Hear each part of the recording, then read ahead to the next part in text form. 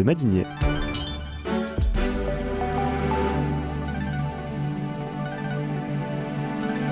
La matinale RCF, le grand invité. La quête de Dieu habite le cœur de l'homme. L'idée d'une puissance infinie, absolue, parfois d'un amour inconditionnel, engendre chez l'être humain une soif, une volonté de rencontre, d'attachement.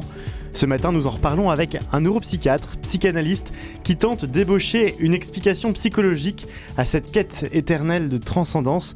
Bonjour Boris Cyrulnik. Bonjour. Vous publiez Psychothérapie de Dieu, c'est aux éditions Odile Jacob. Vous avez déjà écrit de très nombreux ouvrages qui sont des succès de librairie. Cette fois, Psychothérapie de Dieu. Pourquoi avoir eu besoin de psychothérapiser Dieu ? Non, c'est Dieu va bien.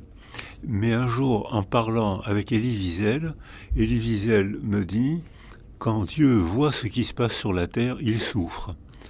Et pour le taquiner, je lui ai répondu si Dieu souffre, il faut le prendre en psychothérapie.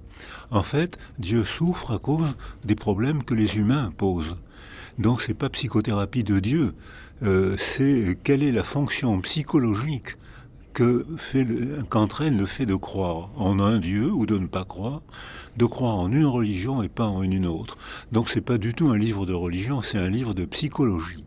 Et le point de départ de votre livre, ce sont les enfants soldats, parce qu'il y a quelque chose psychologiquement qui est cassé, qui est brisé en eux.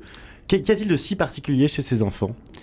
Alors le point de départ c'était ça a été le titre c'est Elie Wiesel, mais le point de départ de cette réflexion ça a été j'étais au Congo, RDC, et il y avait des enfants soldats. Tous ces enfants étaient tragiques. Parce que les êtres humains, les adultes, leur avaient imposé des situations de torture mentale. Et plusieurs enfants, des petits garçons maigres, aux yeux fiévreux, me disaient « Expliquez-moi, vous êtes psychologue, expliquez-moi pourquoi je ne me sens bien qu'à l'église ». Je ne m'étais jamais posé cette question. Pour moi, un enfant soldat, c'était un enfant dont l'âme était massacrée. Je ne m'étais jamais posé la question. Donc ces enfants m'ont invité à réfléchir à ça. Et en fait, le point de départ de ce livre, ça a été la question de ces enfants. Vous êtes très connu pour vos travaux sur la résilience. Et vous dites souvent que dans la résilience, on a besoin de l'autre. Est-ce que Dieu est un autre parmi les autres, un autre comme les autres ? Alors, c'est un autre intime et général. C'est-à-dire que les moines sont jamais seuls. Quand les gens prient, ils ne sont pas seuls. Ils s'isolent souvent pour prier, puis il y a des prières publiques, mais il y a beaucoup de prières intimes dans toutes les religions. Mais quand les gens se retirent pour prier, en fait, ils sont en présence de Dieu. D'ailleurs, il le dit, je sens Dieu, je lui parle, il me parle, ils ne sont pas seuls. Donc c'est une situation paradoxale, parce que sensoriellement, on est seul, et psychologiquement, on est avec une entité qu'on appelle Dieu dans notre culture, mais qu'on peut appeler Allah dans une autre culture. C'est vrai qu'en lisant ce livre, on se demande aussi qui est ce Dieu dont vous parlez, parce qu'effectivement, il y a cette notion de transcendance qui parcourt tout cet ouvrage, Psychothérapie de Dieu, mais on sent que chacun peut y mettre un petit peu la notion, l'idée qu'il se fait d'une puissance infinie. Mais oui, absolument, puisque d'abord Dieu est polymorphe. Si vous permettez cette expression, c'est-à-dire qu'il est protecteur, il est punisseur, il montre la voie, il est impossible à percevoir. Aucune des religions perçoit celui qui représente Dieu. Ça peut être un prophète, ça peut être un tableau, ça peut être un objet, mais Dieu, on ne le perçoit pas. On ne peut que le sentir et le penser. C'est-à-dire que c'est une représentation intime, partagée par tous les gens qui partagent la même religion. C'est quand même une situation paradoxale. Et dans ce livre, il est donc question d'existentialisme aussi, cette question « Dieu existe-t-il ?» Vous dites à un moment que la Suède et le Danemark sont des pays assez particuliers, puisque désormais, il y a une société tellement sécurisante, un État tellement protecteur, qu'il évite le stress, qui dilue les liens sociaux et le besoin de religion. Le Danemark, dites-vous dans ce livre, est l'exemple d'un tel processus où le succès social rend inutile la religion. Est-ce qu'on ne remplace pas Dieu par un matérialisme un peu confortable ? Alors, on peut dire que c'est incontestablement ça. Le Québec, par exemple, était très croyant il y a 1 ou 2 générations. Dieu a disparu du Québec en une génération. Il n'y a pas eu de conflit, il n'y a pas eu de débat, mais il y a eu une amélioration sociale telle que les gens deviennent, alors vous avez dit matérialistes, ils vivent dans l'immanence. Alors que, comme vous l'avez dit tout à l'heure, Dieu, c'est la transcendance. Quand est-ce qu'on a besoin de Dieu ? Je pense qu'on a besoin de Dieu quand on se représente quelque chose qu'on ne peut pas percevoir et qui pourtant nous angoisse. Alors à ce moment-là, arrive l'entité de Dieu qui nous protège, et Dieu a une fonction tranquillisante. C'est-à-dire que pour les croyants, les gens se sentent mieux dès qu'ils se mettent en prière. Sauf que chaque continent a son ou ses dieux. Mais le principe, pour moi psychologue, c'est le même principe. C'est-à-dire qu'il y a une entité, dès qu'on accède à cette entité, ça a un effet sur nous. Ça a un effet psychologique, ça a même un effet biologique. On a fait des électroencéphalogrammes pour des croyants en prière. Dès qu'ils s'ils sont croyants, le rythme alpha, qui est le rythme électrique du cerveau, un cerveau relaxé et vigile en même temps, eh bien, c'est les gens en prière, le cerveau modifie le fonctionnement. Alors que les gens qui ne croient pas en Dieu, on leur demande de se mettre en prière, ça leur fait rien du tout. Donc le fait de cette représentation modifie même notre corps. C'est pour ça que je dis que Dieu a une fonction tranquillisante. Vous êtes un scientifique et donc vous parlez du point de vue du scientifique. Est-ce qu'en écrivant ce livre, cette psychothérapie de Dieu, vous avez rencontré aussi quelque chose de l'ordre du spirituel, quand la foi et la raison se rencontrent ? Alors, je pense que l'être humain, quelle que soit sa religion, est un être de spiritualité. C'est-à-dire qu'il donne, selon la religion, un déterminisme culturel. Mais la spiritualité, je crois que tout être humain désire, sent un accès à la spiritualité, parce que on est les seuls êtres vivants capables de se représenter quelque chose d'impossible à percevoir.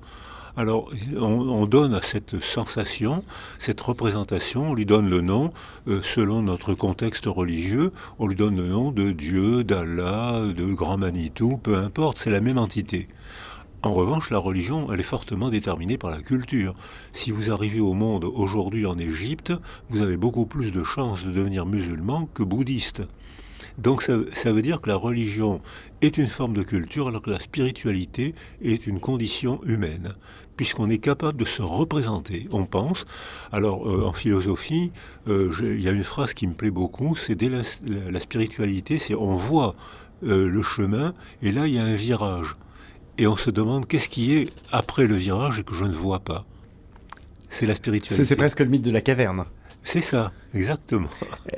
On revient à la philosophie grecque, mais peut-être revenons aussi à Psychothérapie de Dieu, votre livre, Boris Cyrulnik. Dans ce livre, vous parlez aussi du radicalisme religieux, ce qui fait qu'à un moment, eh bien, on devient radical, on prend une voie extrême dans son rapport à la religion, et vous dites que parfois, c'est aussi quand on est jeune qu'on a besoin de cet extrême-là. Qu'est-ce qui fait qu'on devient radicalement religieux d'un point de vue psychologique ?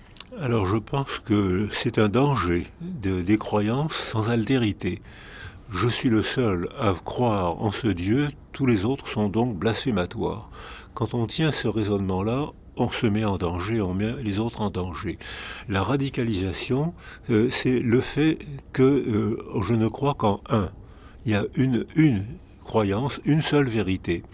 Alors que si je rencontre des gens qui n'ont pas le même Dieu que moi, qui n'ont pas la même culture, je me rends compte qu'en fait il y a la même spiritualité, mais il n'y a pas la même religion. Et je pense que quand on est anxieux, on se replie sur soi. On le voit par exemple dans les guerres, les gens, pour se défendre, se replient sur eux-mêmes. Et c'est un danger, c'est le communautarisme qui est un danger, parce qu'à ce moment-là, il n'y a qu'une seule vérité, c'est la mienne, les autres sont donc des mécréants. S'ils sont des mécréants, ils méritent la mort, c'est pas grave, c'est pas des vrais êtres humains, on peut donc les tuer. Les guerres de religion se fondent sur ce principe.